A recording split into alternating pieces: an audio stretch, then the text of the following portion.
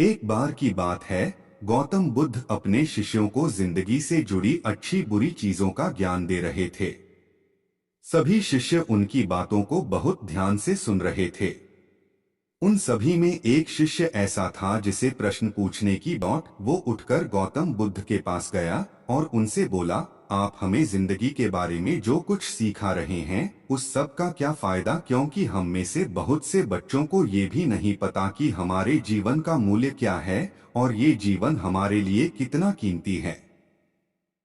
पहले आप हमें ये बताइए कि इस जीवन का मूल्य क्या है। अपने शिष्य की बात सुनकर गौतम बुद्ध अपने कक्ष में गए और एक चमकता हुआ पत्थर का टुकड़ा लेकर आए। वो टुकड़ा उन्होंने अपने शिष्य को दिया और बोले, मैं तुम्हें इस जीवन का मूल्य तब बताऊंगा जब तुम इस पत्थर का सही मूल्य पता लगाकर आओगे। साथ ही ये ध्यान रखना कि तुम्हें ये पत्थर का टुकड़ा किसी को बेचना नहीं है। गौतम बुद्ध की बात मानकर वो शिष्य बाजार की तरफ चला गया। बाजार में सबसे पहले उसकी नजर एक फल बेचने वाले पर पड़ी और उसने वो पत्थर उस फल वाले को दिखाया और बोला, इस पत्थर के बदले आप मुझे कितने फल दे सकते हो।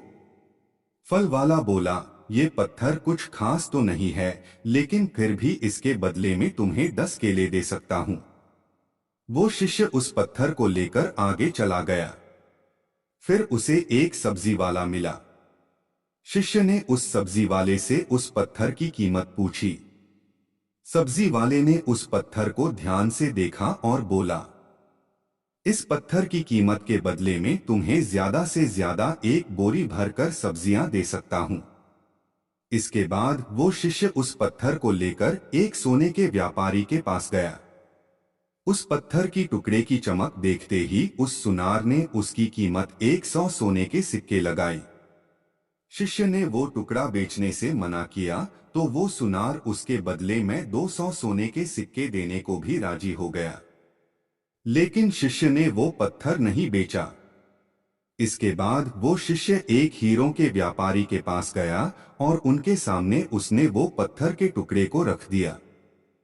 उस पत्थर को देखते ही हीरों के व्यापारी ने एक साफ कपड़ा बिछाया, उस पत्थर को उसके ऊपर रखा, फिर उसकी परिक्रमा की और हाथ जोड़कर उस पत्थर को कपड़े में लपेटते हुए वो बोला, तुम जिसे मामूली पत्थर समझकर उसकी कीमत पूछ रहे हो, असल में ये एक बेशकीमती रूबी है। ऐसा रूबी हर किसी को नहीं मिलता। मैं अगर अपना सब कुछ बेच भी दूं तो भी इसकी कीमत नहीं चुका सकता।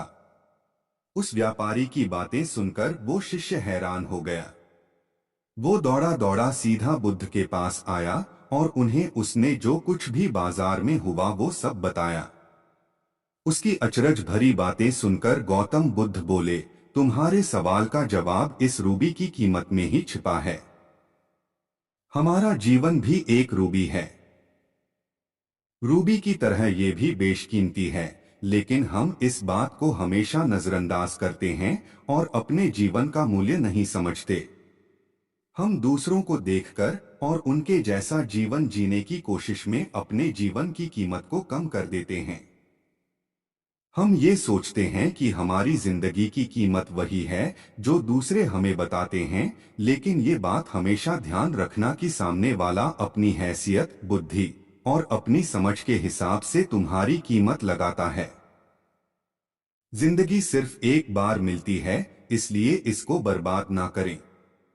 अपनी जिंदगी को उतना ही कीमती समझें जितना कीमती आप अपने बैंक में रखे रुपयों को समझते हैं। आज के समय में लोग अपनी जिंदगी से ज्यादा कीमती प्यार, पैसों और दिखावे से भरी चीजों को समझते हैं।